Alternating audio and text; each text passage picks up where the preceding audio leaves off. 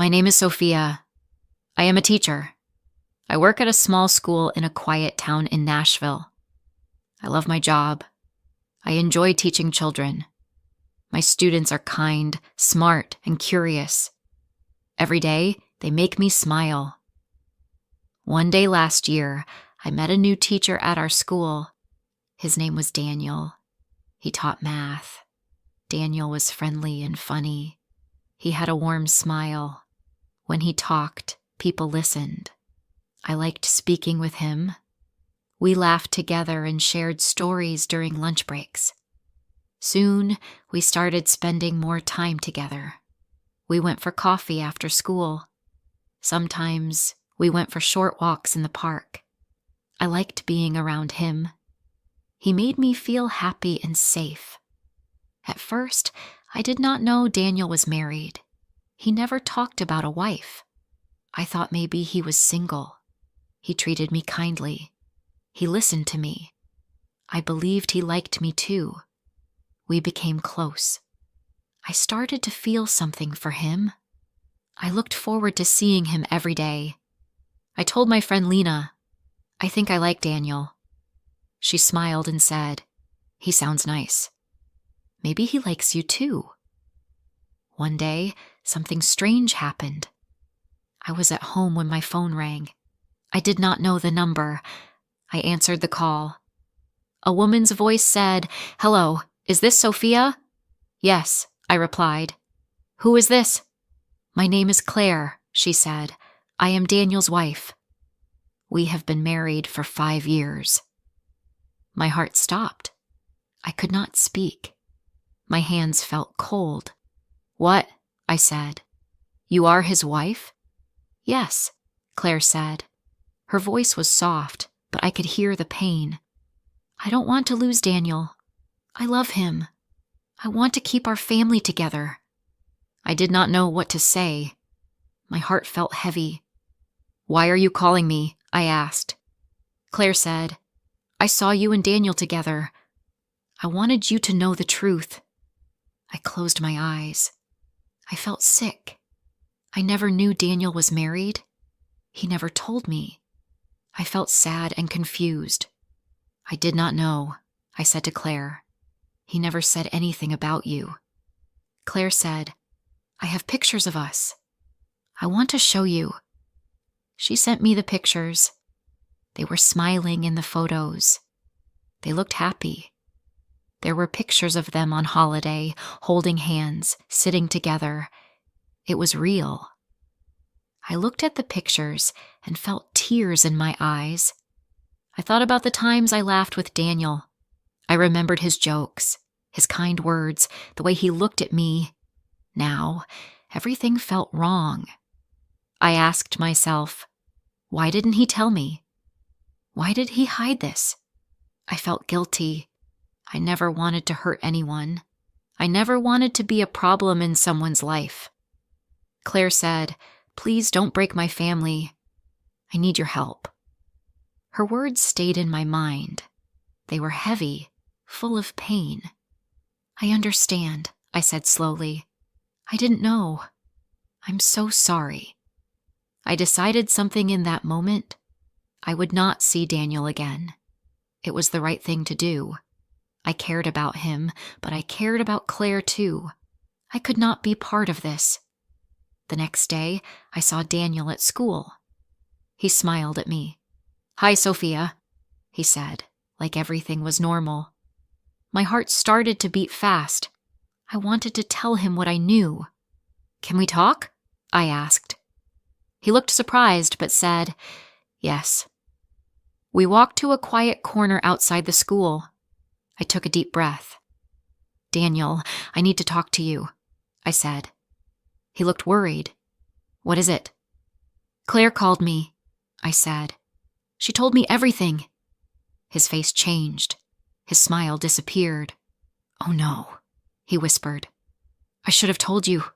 "Yes," I said. "You should have." "Why didn't you?" "I was scared," Daniel said. "I didn't want to lose you." I looked at him. "But you have a wife.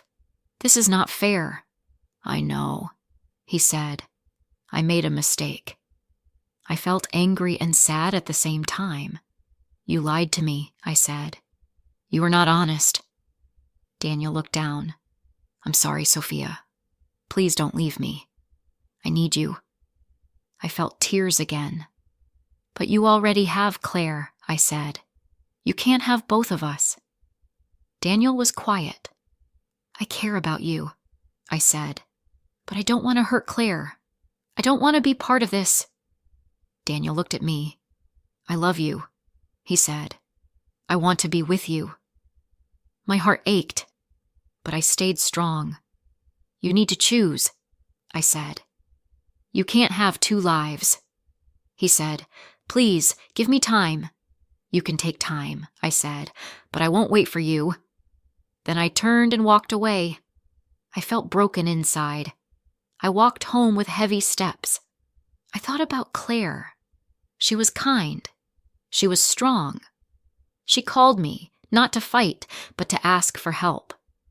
I respected her. I did not want to hurt her again.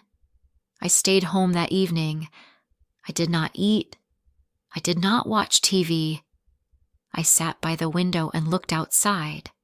The trees were moving slowly in the wind. The sky was gray. I missed Daniel. I missed his voice, his smile, his words. But I knew I did the right thing. The next few days were hard. I went to work, but I felt sad. I tried to focus on my students. I smiled at them. I helped them learn.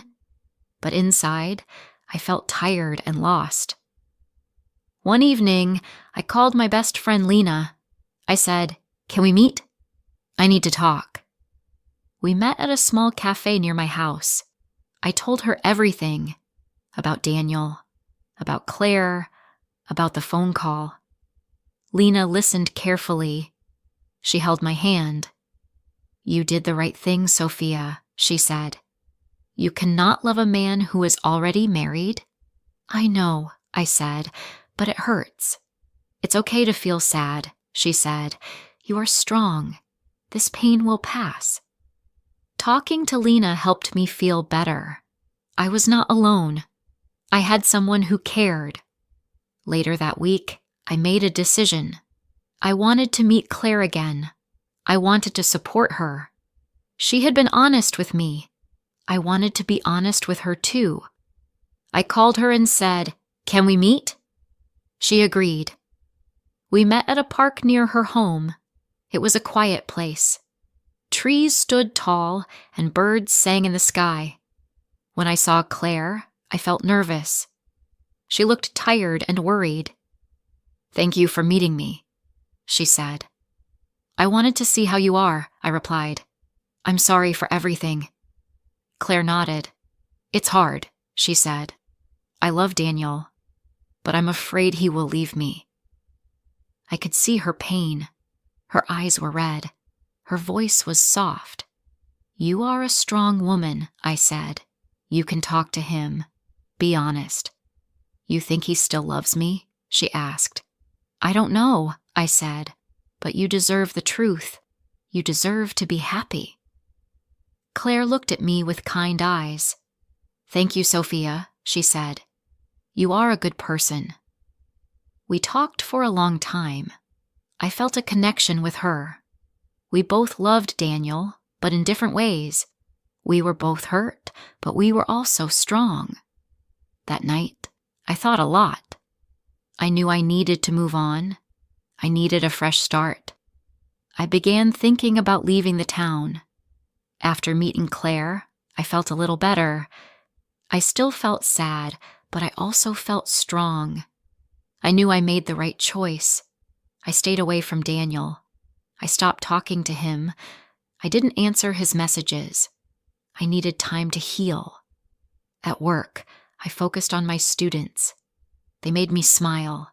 They asked questions, played games, and worked hard in class. I helped them learn English and math. Their happiness gave me strength. But sometimes, when I was alone, I felt empty. I missed Daniel's voice. I missed his laugh. I missed the way he looked at me. It was hard to forget someone I once cared about. One evening, I sat on my bed and looked at the ceiling. I asked myself, what do I want? What do I need? I needed a fresh start, a new place, a new life. The next day, I spoke to my friend Lena again. I want to leave this town, I said. I think it will help me heal. She looked surprised. Really? Yes, I said. There are too many memories here. Lena gave me a warm smile. Then you should go. Do what's best for you. I felt nervous, but I also felt hope. I started looking for jobs in other cities. After 1 week, I found a small school in a city called Maplebridge. It was a quiet place with kind people. The school needed a new English teacher. I applied for the job. After a few days, they called me for an interview. The head teacher spoke to me kindly. "We would love to have you here," she said.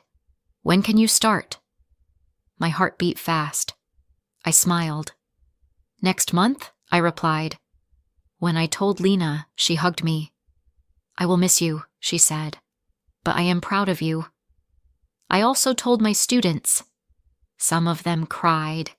"We will miss you, Miss Sophia," they said. "I will miss you too," I replied. "You are all special."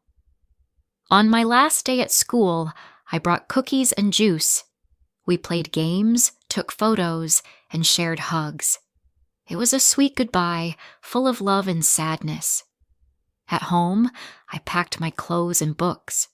I looked at old photos. Some had Daniel in them. I put those away.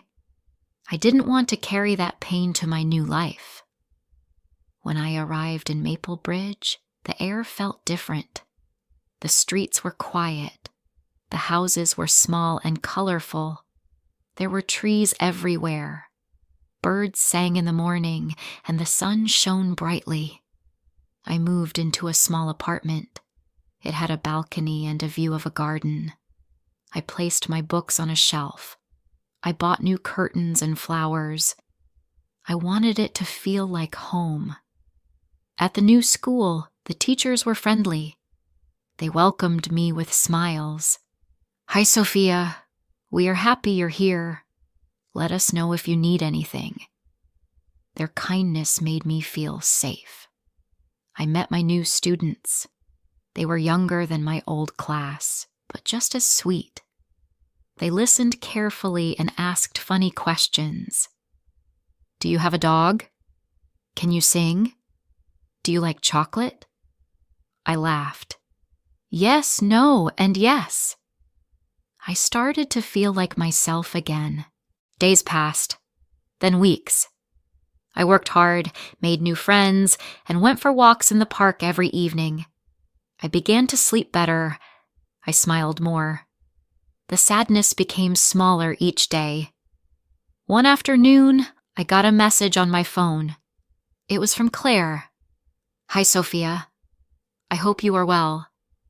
I wanted to tell you something. Daniel and I are trying to work things out. We are going to couples therapy. He is trying to be honest now. Thank you for everything. I will never forget your kindness." I read the message 3 times. I felt relief. I felt peace. I replied, "I'm happy for you, Claire. You are a strong woman. I hope things work out for the best. Take care of your heart." She sent a final message. "Thank you, Sophia. I wish you happiness too." I put the phone down and closed my eyes. A soft wind came through the window. I felt calm. That evening, I sat on a bench in the park. The sun was setting. The sky was pink and gold. Children played nearby. A couple walked by holding hands. A dog barked softly in the distance. I breathed in the fresh air. I am okay now, I thought. I am healing. I still thought about Daniel sometimes. I remembered our talks, our laughs. But now, the pain was smaller. It did not control me. It did not break me. I had made the right choice. Love can be beautiful, but love must also be honest. I learned that love with lies brings pain. I learned that letting go can be the most loving thing we do for ourselves and for others. In Maple Bridge, I found new things to love. I loved my students. I loved the quiet mornings. I loved the smell of fresh coffee and the sound of the rain on my window. One weekend, I went to a bookstore. A woman smiled at me and said, "You look new here." "I am," I said. "I just moved." She handed me a flyer. "We meet here every Friday. We talk about books and drink tea. You should join us." I smiled. "Thank you. I would love that." On Friday, I went to the book group. I met new people, kind, funny, and warm. We shared stories and laughed a lot. I felt connected. A man named Ethan sat beside me. He was quiet but kind. "What kind of books do you like?" he asked. "Stories about life and love," I replied. He smiled. "Me too." We talked for a long time. He asked about my job. I asked about his. We both loved teaching. He taught history at a nearby school. When I walked home that night, I felt something new. Hope. I didn't know what the future would bring. I didn't know if Ethan and I would become friends, or maybe more. But I knew one thing for sure. I was open again. I was ready for life. In my old town, I learned about love, pain, and honesty. I learned how strong I could be. I chose to leave, to protect my heart and someone else's family. It was not easy, but it was right. Now, I am starting a new chapter. I am smiling again. I am meeting new people. I am learning to love myself. And maybe, one day, I will love someone new.